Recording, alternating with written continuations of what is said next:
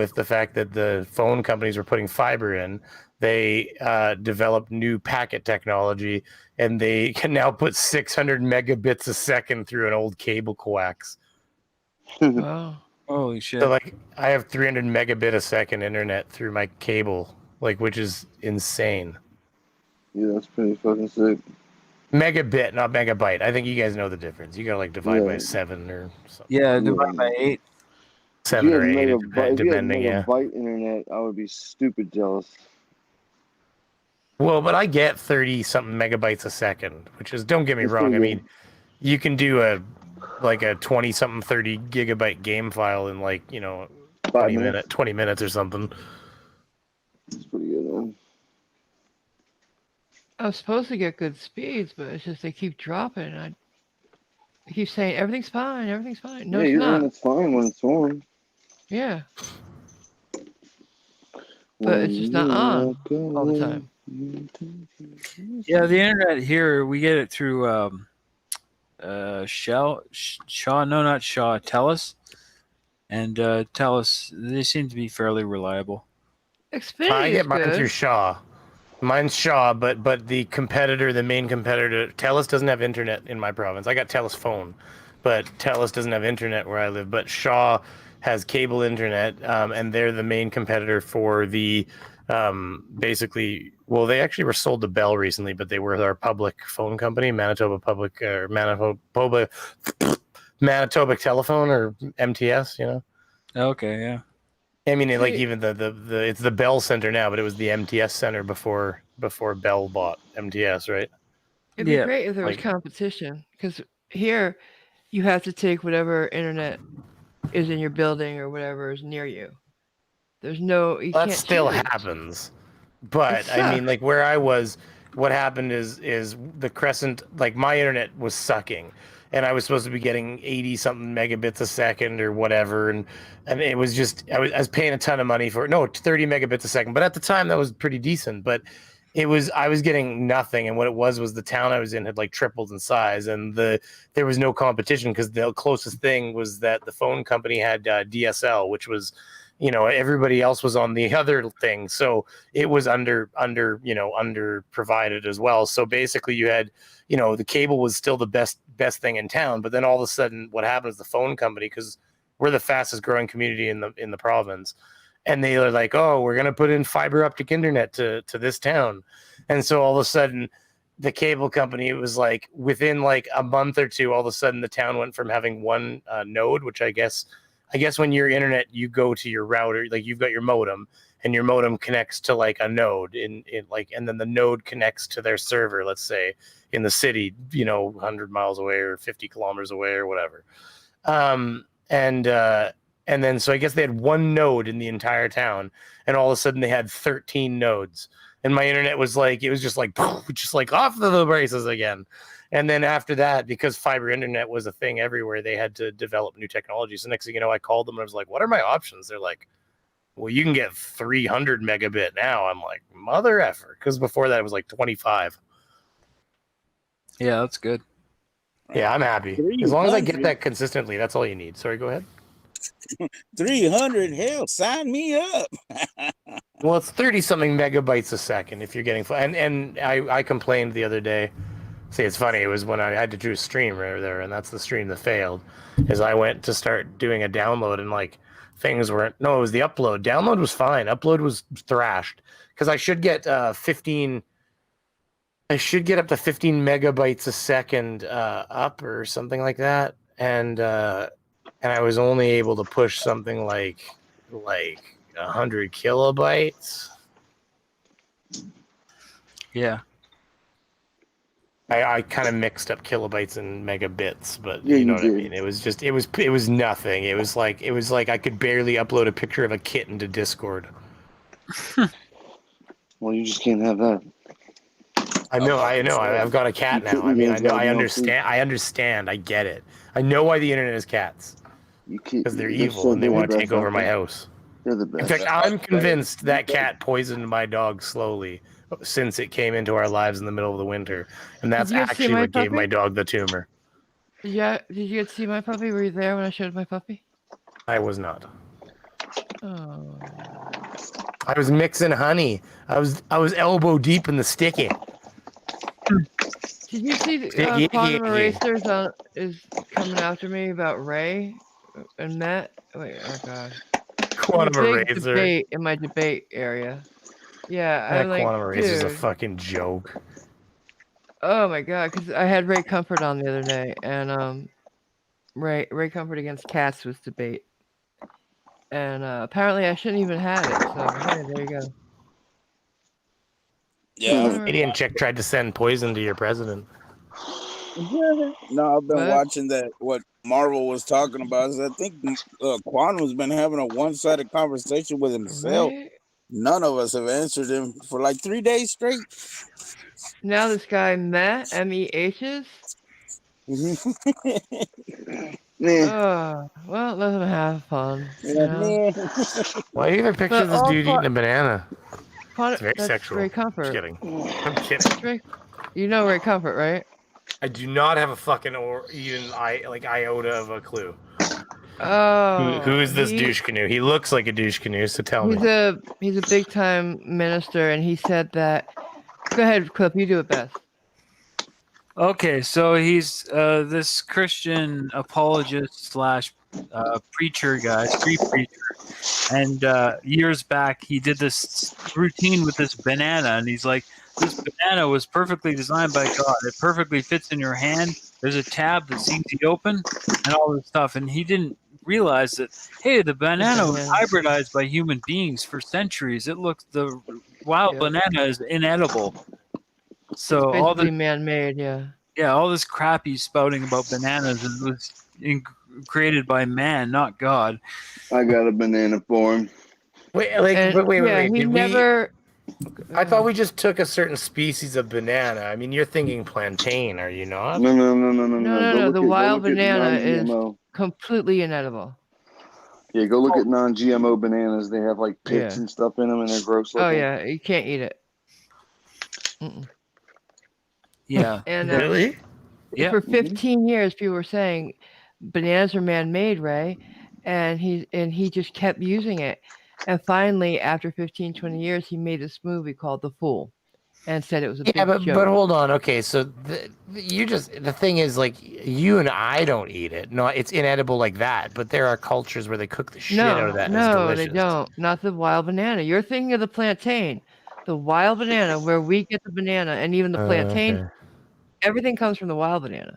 Just like broccoli. I see that there's a cross section of a wild banana where it's basically just full of seed. Mm-hmm. Like, you know that broccoli, cabbage, all those things are also man-made. Well, the only thing is, like, we've been pitching the Cavendish and then the one before the Cavendish for a long time. So this must have been done over the course of like thousands of years. Yeah, The Ray the Comfort Romans dish. did the cabbage and broccoli. That all came from Rome. Cauliflower, anything like that, came from the same weed, really. And the Romans did it. I like weed. I don't know what. No, not Yeah, but so this is what I mean. This took time, and this was a long stand. Like, Yeah. Okay. Because I was gonna say, like, I know the history of the banana in North America pretty good, and there's a lot of blood. There's a lot of bloodshed. There's a lot of dead South Americans in it involved. Yeah. Do you guys know that whole story? Holy shit! The Banana Wars? Yeah, I know it. Oh my god! They like even lured an entire fucking town's worth of women, men, and children into the center of a kill box and murdered them all. I got a banana for you. It was all over fucking bananas because America wanted their bananas. Yeah, Bananas, It's a banana bitch. war. So were any chimps harmed in this war or not? Yeah, I know. All the animals were okay though. Don't worry. Yeah, banana war. No, mommy. Jesus. It's pretty crazy. And then the whole thing about like Chiquita. Do you know the whole history of Chiquita though? Vaguely. Like the whole thing is in a nutshell. What happened is you've got two different companies. You had this United Fruit Alliance, and you had Chiquita. And Chiquita was the big boy. Chiquita was like bananas. They were the name in bananas in North America.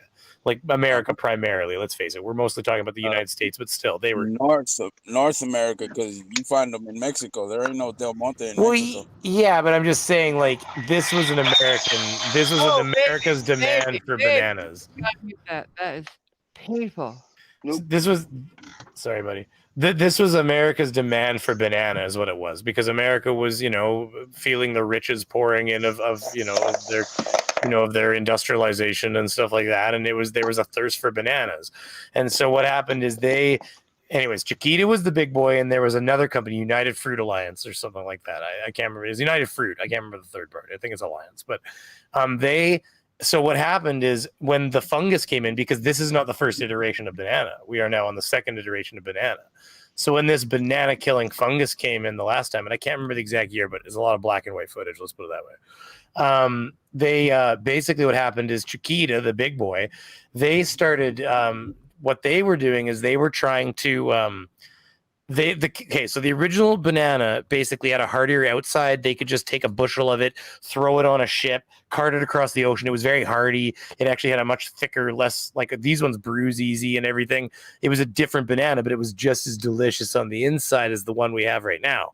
And what had happened is this banana started dying. And so Chiquita started buying new land in South America primarily, but in other parts of the world, but mostly South America.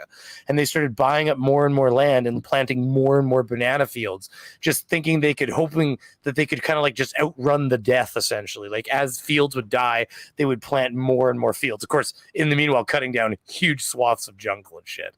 But they were trying to outrun it. Whereas what happened is United Fruit Alliance, who, by the way, is now Dole, just so you know. Yeah. So they basically took a different approach. They were doing the same thing for a bit, but finally they took a completely different approach where they finally were like, this fucker is going to win. We need to shift our approach, and we need to start looking for a new banana. And that's when the search for, I think we now use the Cavendish, and the search for a new banana was on, and they settled on the Cavendish eventually, which whether they had to regenetically engineer a new banana or they found another one in another part of the world that had, the same kind of history to it, this is what they did, and they sourced the new banana. But the problem was, these bananas, they ripen super fucking fast. They rot quickly. If they're stored improperly, they'll rot. They'll bruise easy if they're mishandled. So they had to learn how to fucking reship bananas. And so what happened is United Fruit went ahead and rebuilt their production line around this new banana, which at first was debilitating to them. But basically by time Chiquita figured out that their shit wasn't working and they were losing the battle against this fungus, basically Dole now, United Fruit Alliance, had already gone ahead and shifted over to this new banana that wasn't susceptible to this fungus, and their entire production line had been built around the way they fill a bag with, or they would try to store them a certain way. Now what we do is we fill a bag with nitrogen or I think an inert gas to stop it from ripening in transit, and they put that bag goes inside crates, and crates get they developed their own little shipping methods to make sure that these more fragile bananas got to the market in America. And by the way, that is why bananas are so fucking cheap, because the only way that this works with these bananas is that they have to be so cheap that they sell no matter what, because they're one of the cheapest things that people can buy. So no matter what, you can buy a bushel of bananas and feed your kids with them, because and if they're not cheap enough that they move that quick, they rot right on the shelves, which they do right in transit until Dole, now Dole, had figured out how to transfer them. So Chiquita, by the time they figured it out, Dole now had basically built their entire production line and basically had a banana shaped, a Cavendish shaped fucking tube essentially to America. And that's why Chiquita, who was basically the fucking big boy in town, is now the smaller company, while Dole is, an internet, a global international player in fruit, basically. Wow. Yeah. I thought they did those things green. Well, they do cut them green, but the problem is they ripen. I mean, okay, so take it this way. Okay, so when you put a bushel of bananas, you go to the store and you buy a thing of bananas that's green, and it's fairly green, but it's got a little, touch of yellow coming. You can see it. Here it comes. But how quickly does that banana go from being like not even edible to like so soft you have to put it in the freezer for baking? I mean, what does it take? 4 days, 3 days? 4 days, yeah, probably. Now nowadays you can put things on airplanes, but that's really not cost effective. So things are really still shipped by boat. So imagine back in the day having to ship a banana that ripens in 3 or 4 days. But remember, you can't pick it too early because otherwise it won't be delicious. So it's got the same problems as all fruits and vegetables. The problem is the ripening time is instantaneous. Not to mention, let's face it, you drop a banana, it's bruised. So like the old ones, they would just literally cut the thing down, tally me banana into the fucking boatyard, and like huck the bitches right onto the boat because they were so their outside skin you had to almost kind of like nick with a knife to get into. Like a lot of times because you couldn't just like break the neck of it. Basically, it was a little bit like the inside was like what we expect now, but the outside was a little bit more like an actual plantain, where it's a little hardier shell. So of course they were much more protected, and that's why this new banana is just far more fragile. And of course now this new banana is having the same problem where the fungus is hunting it, and it's coming for them now. Yeah. Did you ever hear the story of the coal miners in the 1920s in Virginia or West Virginia? The mining companies, a bunch of miners were in a town striking, and a mining company ran a train car with a machine gun on it through the town and machine gunned a whole bunch of them to death. How the fuck did that ever, like, it's crazy. And Yeah, like, nobody probably went to jail. No, of course not. The So police. why would you send murdering CEOs like of murdering company heads to jail, you know? This was the 1920s, and I guess the police were protecting the mining companies. Crazy. Shit used to be rough back in the day. Well, it's all that shit. It's like In the those whole times, thing. the towns grew up into existence because of the mining. Once Well, the of mining course, was even up, my the town is towns built were around. Even my hometown, you know, in Canada is built around like it's a paper mill. You know, so you got paper mills all over the freaking small towns in in like northern Canada and in places in Canada because, you know, there's pulp and paper. You're cutting lumber and paper. Everybody needs wood. Everybody needs, you know, so it's of course all of a sudden you need a town. You need people to support those jobs, right? So there's a town there. And then there's even like old bus stop signs that like my whole life are like they finally cut them down eventually, but like my whole childhood up until like high school, there was like bus stop signs that had bags over them. And like, I'm like, why is there bus stop signs here? And it's like, town is going to be bigger. And it's because there was towns all around us with mines and shit. And they just expected that like, wow, all these mines are just going to keep going. You know, so I mean, of course, you know, we're the central town. We got the biggest runway in the area. We're just going to grow like wildfire. And that would have been true had all the mines not just one by one all shut down.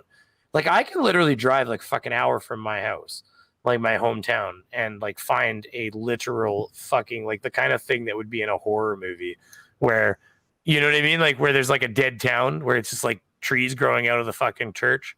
Yeah. Yeah, it's creepy shit, boy. Ghost towns.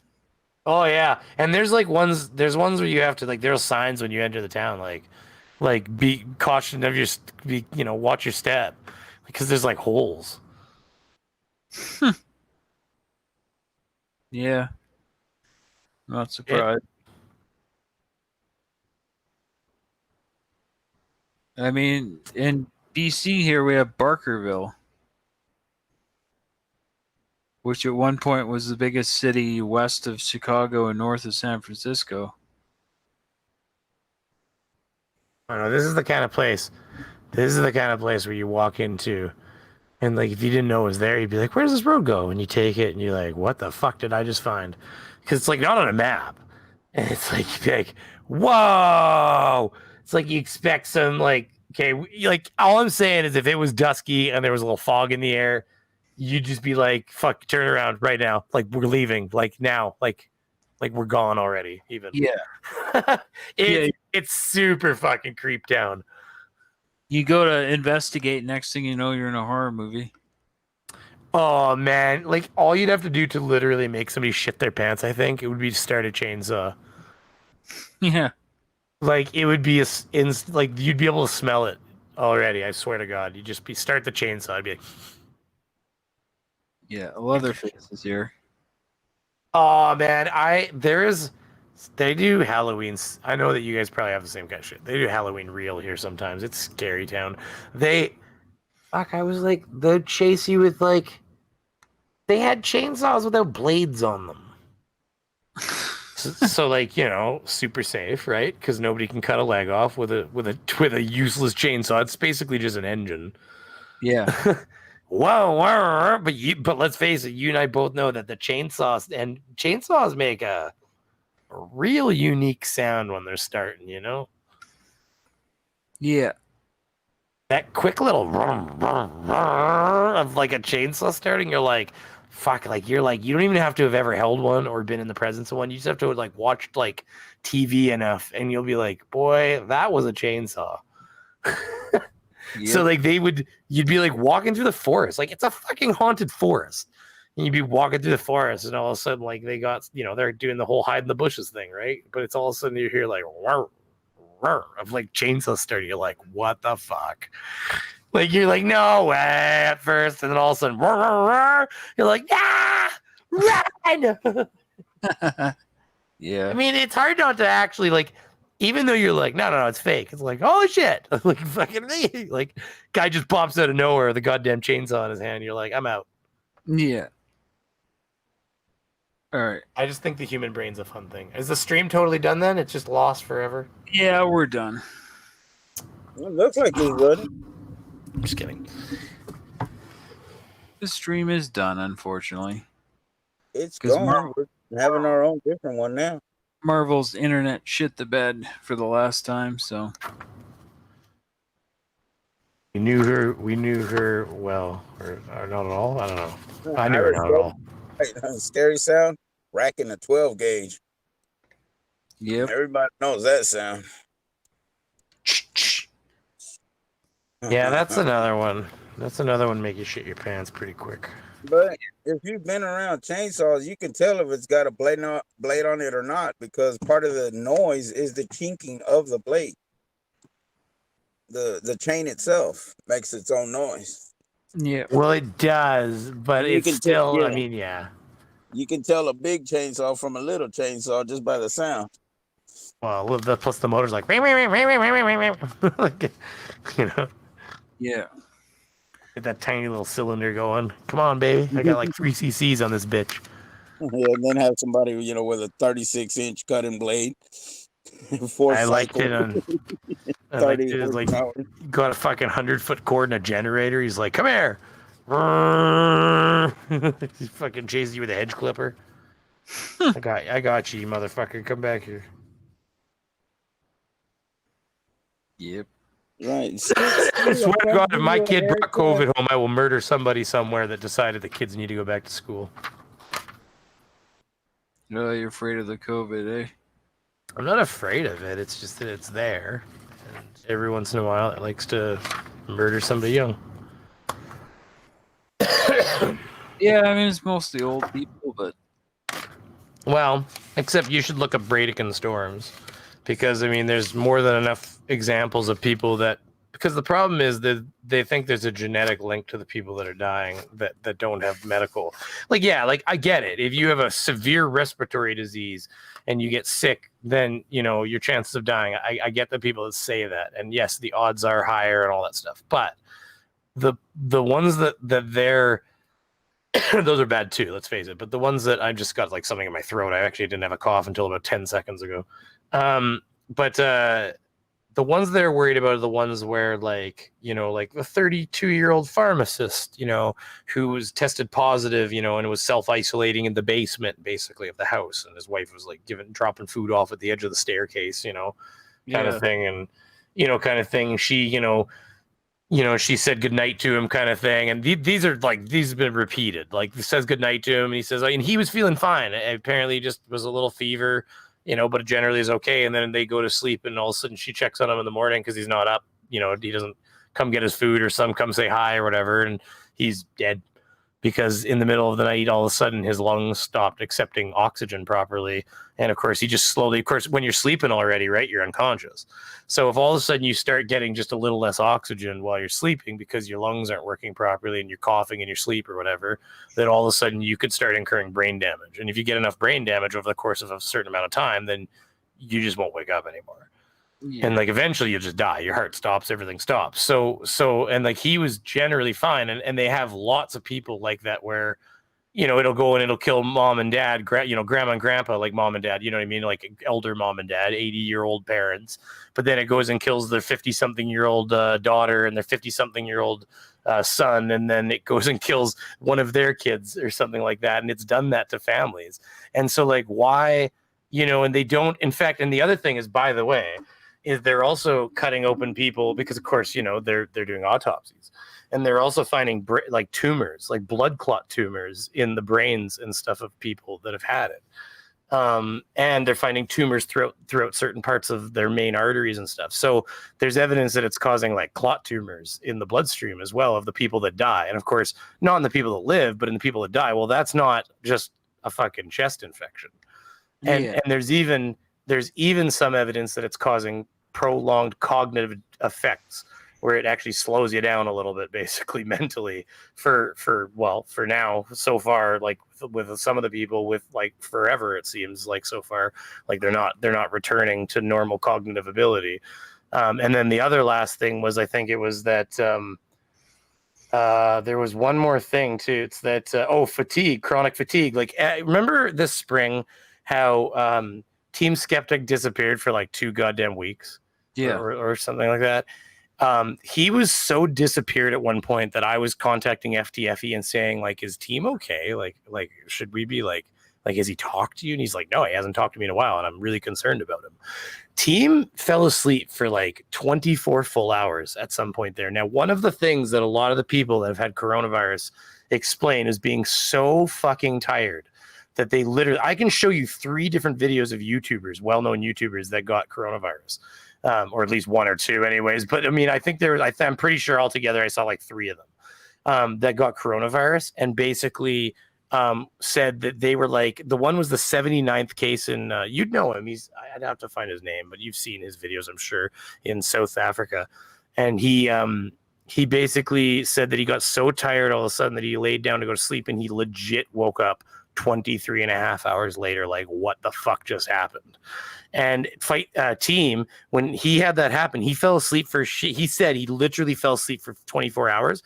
And the only reason he even woke up is he woke up to his son banging on the door and coming in and saying that he couldn't breathe. He was having troubles breathing because they both were having symptoms that were fairly similar to coronavirus, with respiratory illness and stuff. And so I've even seen, and I follow another YouTuber, Broken Bank, or Bankrupt and Bald and Bankrupt or whatever. He's like a vlogger through like Eastern Europe and some gritty areas of the world. He was in like Czechoslovakia, or he was in one of those countries over there, and he caught coronavirus, and he almost fucking died. And he's so sick from it that he lost weight, like he looks skinny, and he said that he's not going to be posting for a while. And he's like he's a million subscriber kind of YouTuber. And he's like, he's not going to be posting for a while because he needs to work on his health now and recover. And so, like, you know, and he said, I'm 40 something years old. I thought I'd be okay. And he explains, I can link you the video. He explains how when he was in the hospital, he said what happened is he stayed in his room and he was getting tired, so fucking tired. And he said he didn't go to the hospital, and he said he doesn't know why he didn't go to the hospital, but he probably should have. He said he knew he had the symptoms of coronavirus, and so he was self-isolating. He said, but eventually his friend came and checked on him, and he said his friend ended up dragging him out and getting him into a taxi, taking him to the hospital. And the doctors ended up telling him the reason that he didn't think to go to the hospital is because he wasn't getting enough oxygen. He wasn't thinking properly anymore. Oh, okay. And yeah, and so anyways, the only reason he even survived, he woke up in the hospital at one point. He said the only reason he woke up was because there was alarms going off all over the place. And he said that the guy across from him, or no, the guy beside him, he wakes up and the guy beside him is because he was in a COVID wing of this like Eastern European country. And he said the guy beside him, who's he said he said he was an older gent, that one, and he said that he was just, they were like giving him CPR and like, you know, he woke up and everything was just going wild, and it was like, oh my God. And the guy, like, they worked on it, like, he's just, you know, the flurry of people coming in and machines going off, and then next thing you know, they just covered him up with a blanket. And so he said he literally watched this happen. He said, and another time he woke up and the same thing was happening across from him to a younger person similarly aged to him. And he's like, so then of course now he said he started really getting afraid, because he started thinking like, well, if these people can die around me, then what's stopping me from dying?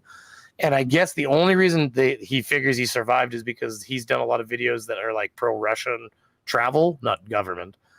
And somebody got on the horn and said, well, this guy's like a big YouTuber, and he's, you know, he's done a lot for the country as far as like travel and stuff like that, and we should try to help him. And so I guess the government there, some sort of official, called up and asked that he be elevated to a specialty wing. And so he got taken and actually given like the, you know, like the, probably like the government employee treatment. Yeah. So next thing you know, he had a private room with specialized doctors and shit, and he survived, right? So Cool.